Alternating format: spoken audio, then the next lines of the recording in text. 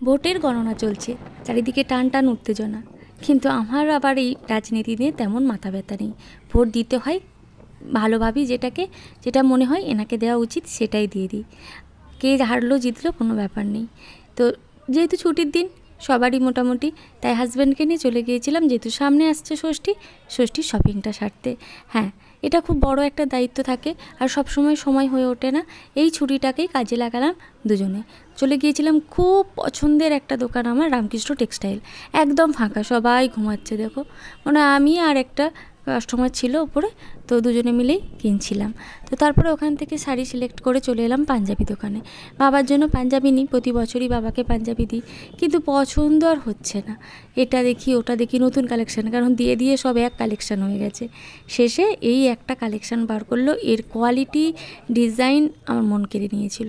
তারপরে এই শাড়িটা, হ্যাঁ আগেই অনেকে দেখেছেন আমার এফবিতে, আমার ভাইয়ের বইয়ের জন্য নিয়েছিলাম। আর কর্তামশাই একদম কড়কড় টাকা বার করছে।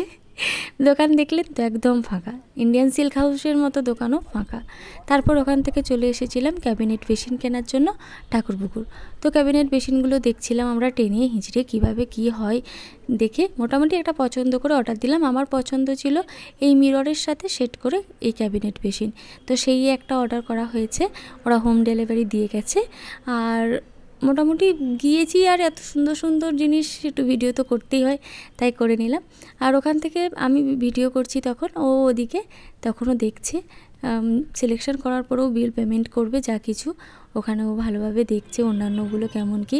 আর এটা হলো আমতলা মার্কেট, একদম ফাঁকা, দেখতেই পাচ্ছ, মানে পুরোটাই ফাঁকা ওদিনে। জাস্ট বিজয় মিছিল বার হচ্ছে এবং তাড়াতাড়ি চলে এসেছিলাম। আর এই হলো শপিং কমপ্লিট করে আজকে যা যা কিনলাম সবটা।